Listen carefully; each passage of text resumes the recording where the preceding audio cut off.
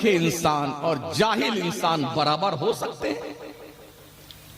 इसलिए पढ़िए, क्वालिफाइड बनिए, ग्रेजुएट बनिए, कम शरबत पीजिए, कम खिचड़े खाइए।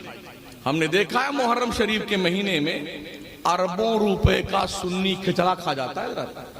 हाँ, छबील लगाने में, ताजिया बाबा को उठाने में, गली गली घुमाने में, करबला बनाने में है। आज 7वीं है, कल 8वीं है, फिर 9वीं है, फिर बाबा चौक पे आएंगे। तुमने मजाक बना दिया करबला के शहीदों का। वो तो करबला के तपते रेगजार में कुर्बानी दे रहे हैं दीन मुस्तफा की जिंदगी के लिए, और तुमने अपने अय्याशी जहन के खातिर ताजिए बना करके गली गली में घुमाना शुरू कर दिया है। तुम्हें यही सिर्फ याद रह गया ढोल बाजा और ताजिया। इमाम हुसैन का आखिरी सजदा जब आया था तो उस वक्त तुम सूरदास बन जाते हो। क्यों नमाजें नहीं पढ़ता है सुन्नी हमारा? क्यों हमारी मस्जिदें सजदों से खाली है? हमारा सुन्नी क्यों इबादत गुजार नहीं है? आप गैरों को देखिए ना, लोग अपने छोटे बच्चों को भी फजर की नमाज में उठाकर जगा के लेके मस्जिद में जाते हैं। हमको क्या हुआ है?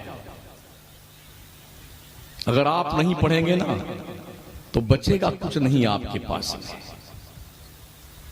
कोशिश कीजिए पढ़ने की, पैसे बचाइए, कम खाइए, कम पहनिए, कम सोइए, पैसे बचाइए और कम बोलिए। बहुत सारे लोग बक बक बक बक करते रहते हैं ना, ताकि लोग समझे बड़ा काबिल आदमी। काबिल आदमी वो नहीं होता है जो हरदम बक बक बक बक करता रहे। हाँ, इसलिए कि फारसी का एक सेंटेंस है, ता मर्द सुखन न गुफ्ता बादशाह ऐबो हुनरश ने हुफ्ता बादशाह। जब तक आदमी बोलता नहीं है ना तब तक भरम बाकी रहता है, और जैसे बोला ना पता चल जाता कि अंदर क्या है। हाँ, कुल्लु इनाइन यतरशहु बिमा फी, बर्तन में जो होता है वही छलकता है। लोग जान लेते हैं बस। पूरा देग का चावल बनता है ना, बनाने वाला 2 चावल लेके टेस्ट कर लेता है कच्चा है कि पक्का है। ऐसे ही सुनने वाला सुनते ही समझ जाता कि जनाब के अंदर इल्मी सलाहियत क्या है। अच्छा, बहुत सारे हमारे कुछ खप्ती मौलाना भी होते हैं, जब यहां बैठते हैं ना इस कुर्सी पे तो अपने आप को बादशाह फसाहत तो बुलाकर समझते हैं। और क्या समझते हैं? ये सब जाहिल है जो बैठे ना, ये सब जाहिल हैं। महोदय जी, आपसे ज्यादा माइंडेड इस जनता में लोग बैठे होते हैं, बोलते नहीं है, इसलिए आपको ये गलत फहमी होती है। बहुत बड़े बड़े काबिल लोग हैं, ऐसे ऐसे सवालात इनके जहन में होते हैं ना, आपकी बत्ती गुल हो जाए अगर पूछने की नौबत आ जाए तो। इसलिए किसी को इतना बेवकूफ मत समझा करे, नाप तौल के बोलिए ताकि कौम समझे और अमल करने के लिए मैदान में उतरे। इल्म हासिल कीजिए, शौक दिलाइए अपने बच्चों को तालीम, और याद रहे 3 तरीके रब ने बयान फरमाए हैं। सबसे पहले तो इंसान की जिंदगी का मकसद बताया गया, वमा खलक़तुल जिन्ना वल इंसा इल्ला लियअबुदून। ये नहीं मानता है तो फिर बताया जाता है इबादत करोगे तो अल्लाह तुम्हें जन्नत में डालेगा, और फिर नहीं मानता है तो अब जहन्नम का खौफ दिखाया जाता है। समझ रहे हैं? पहले ही पोजीशन में मार कुटाई नहीं है, पहले फजीलत बयान की गई है, फिर लालच दिया गया है, और फिर उसके बाद जो है नहीं मानता है तो अब डंडे उड़ते हैं। यही तरीका स्कूल और मदरसे में होना चाहिए। पहले मकसद हयात बयान किया जाए, नहीं मानता है तो फजीलत बयान करके लालच दिया जाए, नहीं मानता है तो फिर तीसरा ऑप्शन इस्तेमाल किया जाए। हमारे यहां सबसे बड़ी मजबूरी ये है, इधर पढ़ के निकले मौलाना बन करके, इधर मसनद पे आके बैठ गए। 2 साल का जो पीरियड होना चाहिए कैसे पढ़ाया जाए। बीए के बाद 2 साल का बीएड का कोर्स होता है, एमए के बाद में 2 साल का एमएड का कोर्स होता है, ताकि ये पता चल जाए कि ये पढ़ाने में सक्षम है कि नहीं है। लेकिन हमारे यहाँ जो मदरसों में दस्तूर है, इधर मौलाना की पगड़ी वगड़ी बांधी गई ना, माशाल्लाह क्या हार फूल गुलहाय अकीदत हाँ, कलेजा ठंडा हुआ, इधर से निके इधर मसनद पे बैठे। अब जानते हो क्या करता है? इतना मारता है बच्चों को, इतना मारता है, वो सोचता हमारे भी उस्ताद ने हमारी धुनाई की है, तब हमको मौका मिला बैटिंग करने का। देखिए यूट्यूब उठा लीजिए, कितने मौलवी हमने देखे हैं छोटे छोटे बच्चों को, 4 साल का बच्चा, इतने छोटे छोटे 3-3 साल के बच्चों यूं पकड़ लेगा, जबरदस्त है, और दे मार बेचारा चिल्लाता रहता। उस बेवकूफ को उस बच्चे की कैपेसिटी का भी पता नहीं होता है, वो चिल्लाता रहता, चीखता रहता है। जब ये ऐसी वीडियो हम देखते ना तो दिल करता अगर ये कहीं मिल जाए ना, इतना पटक पटक के मारू, गधा बना दो इसको। ये छोटे छोटे बच्चे हैं यार, बड़ी मुश्किल से ये बच्चे घर से निकले हैं। अगर बच्चों ने मदरसों को बैतुल ज़र्ब समझ लिया, कभी नहीं पढ़ेंगे। ये सब कसाईये लोग बैठे हुए मदरसे में, हाँ, पढ़ने नहीं जाएंगे। आज बच्चे कॉन्वेंट स्कूल में खुशी खुशी क्यों पढ़ने जाते पता है आपको? वहां पर मैडमें अच्छे अच्छे कपड़े पहनकर, चॉकलेट, फूल लेकर के प्लेट में खड़ी रहती गेट पर, welcome welcome my son, welcome, chocolate खाओ। ये बच्चा कितना खुश होता है, मेहनत से पढ़ता है, क्लास में जाता है, प्यार से पढ़ता है। कोई गलती भी बच्चा कर देता है वो मारते नहीं है स्कूल के टीचर। और हमारे यहाँ अगर कोई बच्चा सलाम के वक्त देर में आया ना, तो इधर सलाम के लिए लाइन लगी हुई ना, 2 मौलाना फुर्सत से डंडा लिए घूम रहे हैं यहां से वहां तक। कौन आया अभी बाद में? अच्छा कोई दिखाए उधर से, ए खबीस इधर खड़ा हो जाओ, चुप आप। कितने बेचारे पेशाब कर मारते हैं, वो खड़ा हो, कांप रहा। अब जब सलाम दुआ हो गया ना, इधर आ जाओ, फिर ये कसाई का कारोबार शुरू करता है, मारने का। ऐसे बच्चे पढ़ेंगे जी? हाँ, फिर बच्चे घर से भाग लेते हैं। कितने ऐसे बच्चे हैं जिन्होंने कुएं में कूद कर जान दे दी इन जालिमों की वजह से।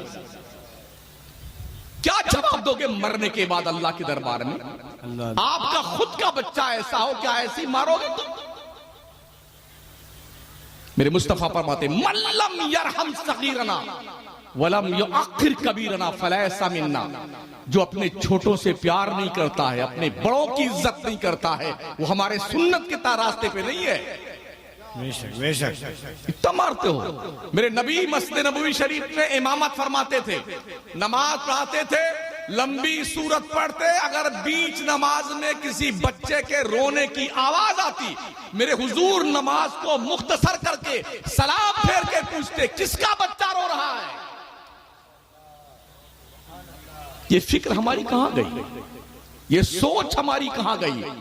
हमारी टंकी इतनी फूल जाती है जब 10 मरतबा मेरे खिताब के दौरान मौलाना शमसुद्दीन कादरी जिंदाबाद, हम सोचते माशाअल्लाह आज जन्नत का टिकट मिल गया हमको। क्या बावलापन है? जिस कौम की 98% सुन्नी कौम जाहिल हो, उसे भी जिंदाबाद कहलाने का हक है। जिस कौम के बच्चियों का मुस्तकबिल दांव पे लगा हुआ है, उस पीर और मौलाना को जिंदाबाद कहलाने का हक है।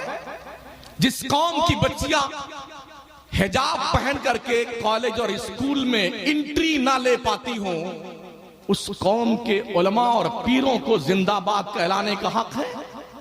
जिस कौम की बच्चियां आए दिन मुर्तद होकर के गैरों के साथ भाग रही हो, उस कौम के जिम्मेदारों को जीने का हक है।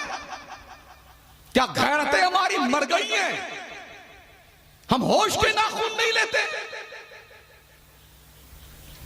कौम के दरिंदा सिफत लोग, भेड़िया टाइप लोग अपने बच्चों का ब्लैकमेल करते हैं। हमारा बच्चा डॉक्टर है तो हम तो क्रेटा लेंगे, शादी में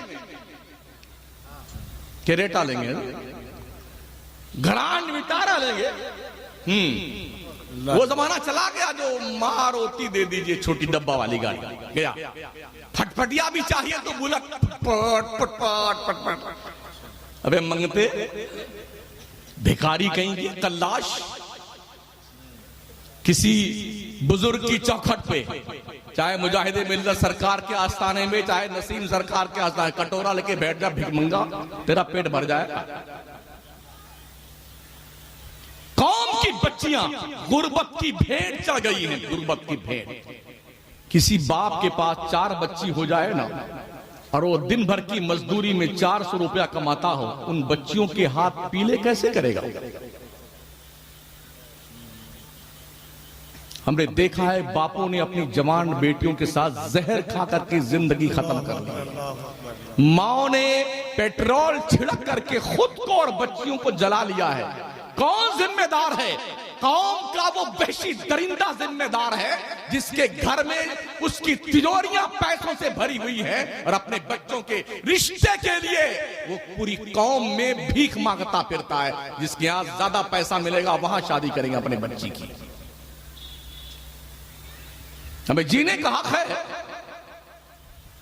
हमने पूरे कुरान में, हदीस की किसी किताब में नहीं देखा कि बारात लेके जाया जाए। है कोई मुझे बता दे। और आज 500 बाराती हजरत, 500 मंगते क्या हो गया तुम्हारे?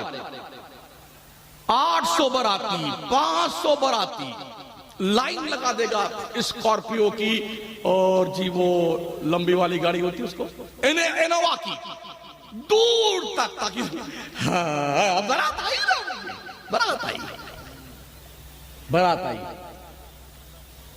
अभी हमारे यहाँ गौरा चौकी गोंडा, मैं ऐसे में गोंडा जिला का हूँ, हाँ, पिछले सफर में आया था तो चौराहे पे खड़ा हुआ था तो किसी मुसलमान ही की बारात जा रही थी। 25 स्कॉर्पियो थी भाई साहब, 10 में तो बाराती थे और 15 गाड़ियां, उसमें एक ड्राइवर था या एक बच्चा था या एक बाराती था। मतलब ये बताना था कि 25 स्कॉर्पियो हम लेके आए हैं। बता दो कहां लिखा हुआ है, सब ले जाना। मेरे नबी ने 11 शादियां फरमाई, कोई बारात ले गए? मेरे मुस्तफा ने 4 लाडली शहजादियों की शादियां करी, कोई बारात आई? कमोबेश 1,24,000 सहाबा ने शादियां करी, कोई बारात लेके गया? ताबईन ने, ताबईन ने, कोई बारात लेके गया? तुम कहां से ये जंगल का राज लेके आए हो बारात लेके जाना? चूंकि एक सामूहिक बीमारी है जो कैंसर का रूप इख्तियार कर चुकी है, मुआशरे से इस गंदे समाज को बर्बाद करने वाले मूजी मर्ज कैंसर को दूर करना है। सामूहिक तौर पर जहेज के खिलाफ संघर्ष करने की जरूरत है।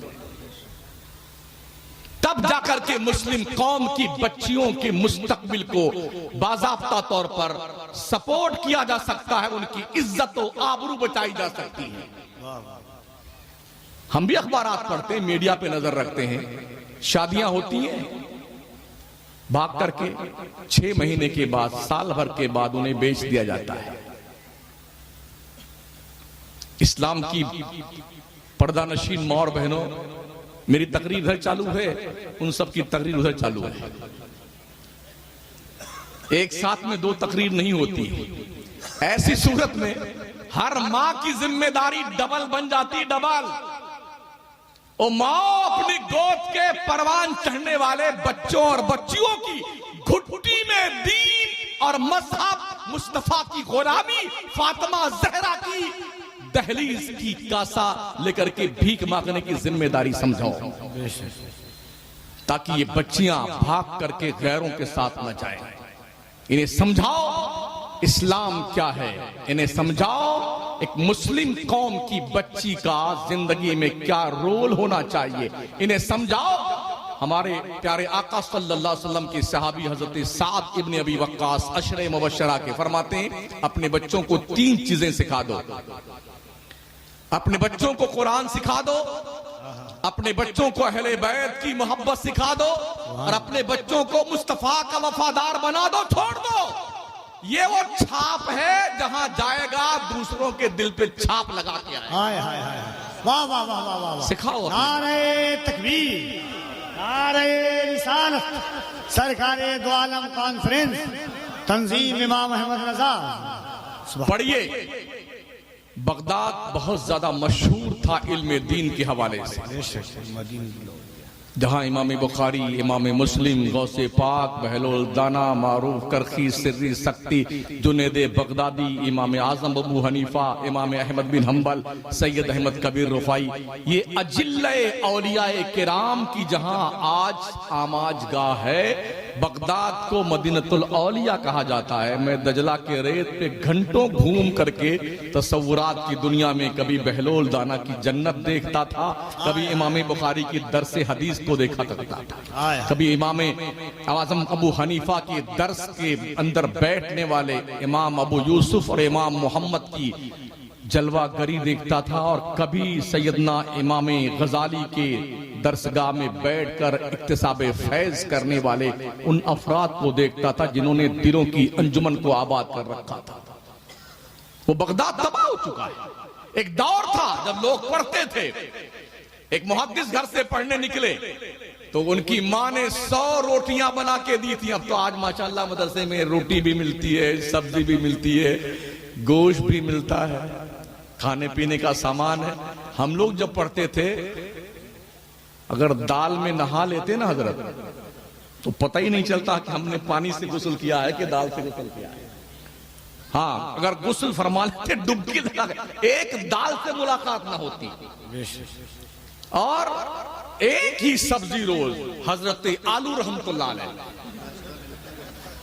आलू बड़ा गरीब बेचारा है ये। हाँ, हर जमाने में मिल जाता है, हर गली कुछ मिल जाता है, जहां ढूंढ लो वहीं मिल जाएगा। जहां चाहो चटनी बना लो, कूट कूट के भरता बना लो, दाल में डाल लो और गोश्त में डाल लो, ऐसे खींच काट पीट करके तल के खा लो, कुछ नहीं बोलता बेचारा। बहुत लावारिस सब्जी है, अब बहुत सस्ती मिलती है। हमारे उस्ताद गिरामी कदर थे, उन्होंने एक बताया था कि बच्चों ने शिकायत करी, हजरत हम रोजाना रोज सब्जी आलू ही खाते हैं, तो कभी ये गरीबी दूर होगी हमारी कि नहीं होगी? हजरत ने फरमाया कि जब तुम पढ़ाने लगोगे तब ये गरीबी दूर हो जाएगी। पढ़ के बेचारा पढ़ाने गया कहीं, तो फिर वही आलू, फिर आलू, तो बहुत ही दिल बर्दाश्त होकर खत लिखा आपने उस्ताद गिरामी होगा, सलाम दुआ लिखने के बाद, हुजूर आपने फरमाया था जब पढ़ाने लगोगे तो ये गरीबी दूर हो जाएगी, आलू की ज़ियारत कम होगी। मगर हुजूर मामला ये है, जफाकारी सितमगारी जो पहले थी वो अब भी है, वही आलू की तरकारी जो पहले थी वो अब भी है। बड़ी गरीबी मदरसों में है। लोग कॉन्वेंट स्कूल में एडमिशन लेते वक्त बच्चों को डोनेशन भी देके आते हैं, स्कूल वालों को फीस वक्त से पहले जमा करवाते हैं। मदरसे में जब दाखिला करवाने आएंगे, हजरत ये बच्चा कहीं नहीं चला है, कहीं स्कूल में काम नहीं आया, मंद बुद्धि का है, इसको यहीं डाल दीजिए, यहीं डाल दीजिए, ये कहीं स्कूल में नहीं चला, इसको यहां सेट कर लीजिए। सही है। हाँ, जो कॉलेज पढ़ने गए, अल्लाह अकबर, क्या टॉफी, क्या चॉकलेट, क्या आमलेट, क्या पराठा तल के, हाँ देसी घी में, सब डब्बा पैक करके गुड्डू की अम्मी तैयार करती रात के 4 बजे। हाँ, और जब तैयार हो जाएगा, काजल, सुरमा, क्रीम, पाउडर, शर्ट और पैंट और सॉक और जूता और टाई वगैरह वगैरह सब लगा के अब आएंगे गुड्डू के पापा का, उठिए ना, उठिए ना, टाइम हो गया।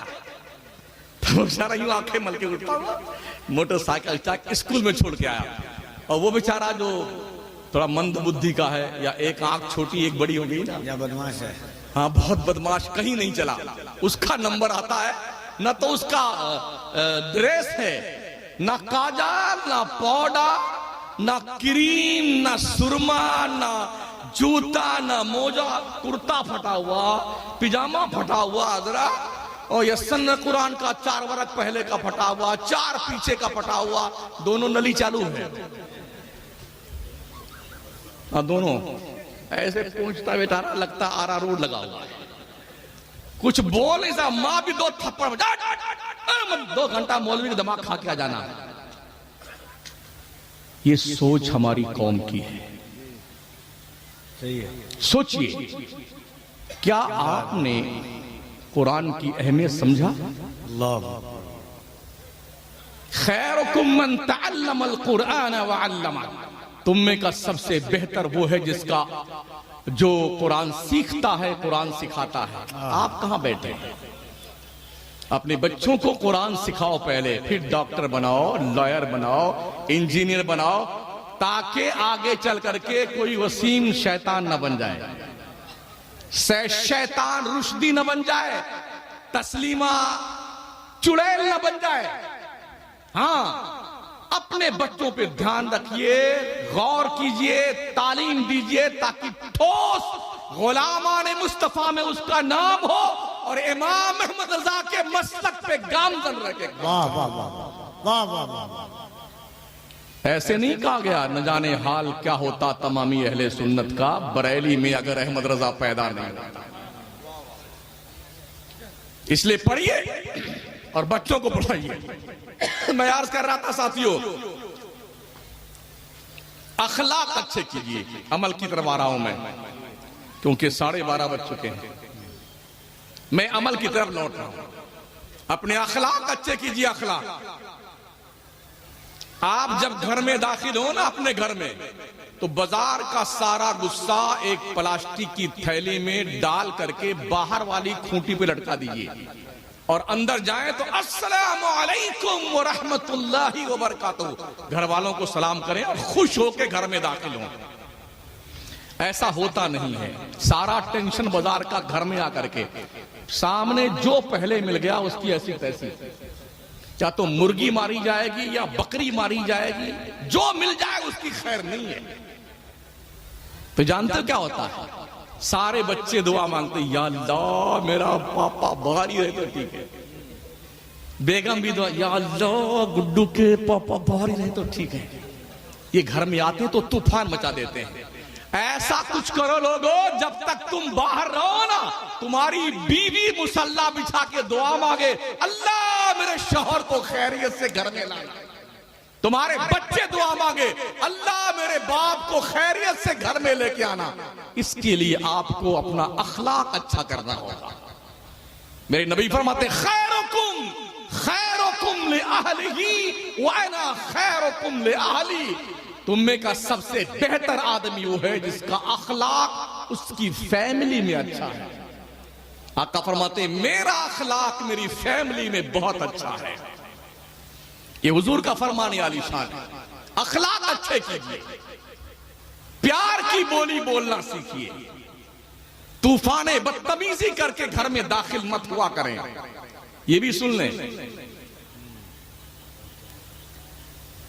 औरतों को ये हक हासिल है, अगर शौहर इनको खर्चा नहीं देता है, औरतें आपके काम की बात कर रहा हूं, गौर सुन लीजिए, तो शौहर जब आकर के अपना कुर्ता निकाले, सदरी लटका दे, तो जितने की जरूरत है चुपके से पैसा निकाल लेना।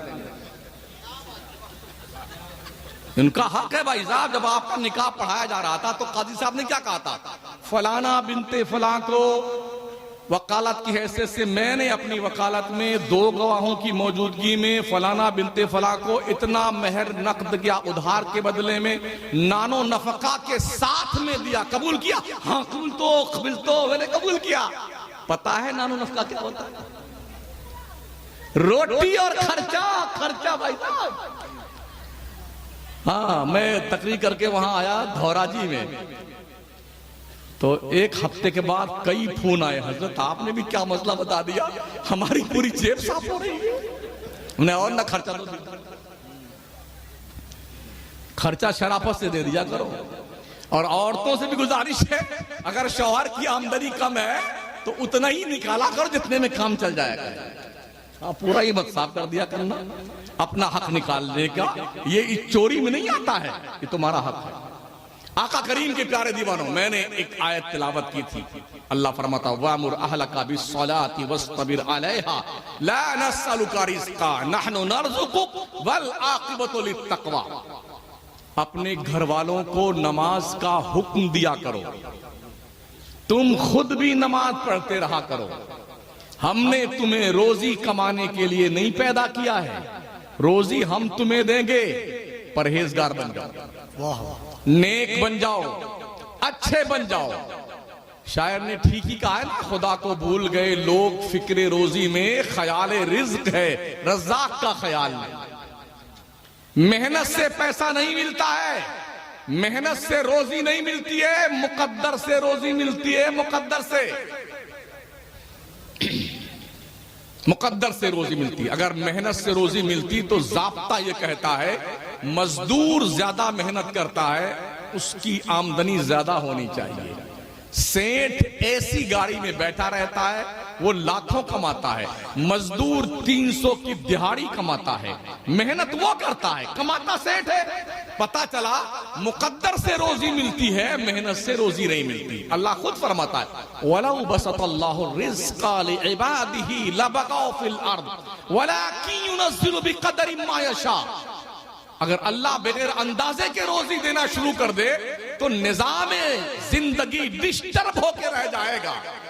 बंदे जितनी तेरी कदर है, तेरी कदर के मुताबिक अल्लाह तुझे रोजी अता फरमाता है। हम खुद या अल्लाह इतनी मेहनत करते हैं, इतनी मेहनत करते हैं, या अल्लाह गरीबी पीछा नहीं छोड़ती है। ठीक है भाई साहब, हमें नहीं पता है अगर दौलत आ जाए तो हम ईमानदार रहेंगे कि नहीं रहेंगे। अल्लाह जिस हाल में रखे रब का शुक्रिया अदा करते रहो। अल्लाह ही जानता है गरीबी में तुम्हारा भला है कि मालदारी में तुम्हारा भला है। हमने देखा यही है अक्सर, जैसे ही कोई मालदार बनने लगता ना हजरत, तो वो ढुलमुल बन जाता, ढुलमुल। वो क्या कहता है ये भी ठीक है और ये भी ठीक है, हलवा भी ठीक है और गोबर भी ठीक है। अगर ऐसा कोई मिल जाए ना जो ये कहता सुन्नी भी ठीक है और वहाबी भी ठीक है, समझ जाओ यही सड़ रहा है, यही ठीक नहीं है मर्दूद। हाँ, इसलिए कि सुन्नी ही ठीक है, हलवा ही ठीक है। जो कोई पैसा आने लगता है और दोगली पॉलिसी अख्तियार करता है ना, उसे साइड में करता है। और ये भी ध्यान रहे, एक टोकरे में अगर 500 टमाटर रखे हुए हैं, बीचों बीच एक टमाटर सड़ जाए तो ये 499 टमाटर रोजाना उसका ऑपरेशन करते रहें, इलाज करते रहें और उसको निकाल के बाहर ना फेंकें, तो वो अकेला इतना सक्षम है सड़ा हुआ 499 को सड़ा देगा। और ये 499 मिल करके उस सड़े हुए को ठीक नहीं कर सकते हैं। अगर मुआशरे में कोई बंदा सड़ जाए, समझते सड़ने का मतलब, पजामा इतना ऊंचा हो जाए, घट्टा इतना बड़ा बन जाए, समझ जाओ ये माल सड़ रहा है, इसको आबादी से साइड में कर दो, वरना एक ही काफी है पूरे मुआशरे को सड़ाने के लिए। प्यारे आका सल्लल्लाहु अलैहि वसल्लम के प्यारे मानो, रब ने क्या फरमाया, तुम खुद भी नमाज पढ़ते रहो, अपनी फैमिली को भी नमाज पढ़ने का हुक्म दो, तुम खुद भी वस्तबिर अलैहा, तुमने खुद नमाज पढ़नी है। हमने तुम्हें रोजी कमाने के लिए नहीं पैदा किया। ला नस्अलुका रिज़्क़ा। और आइए कुरान करीम के 16वें पारे में अल्लाह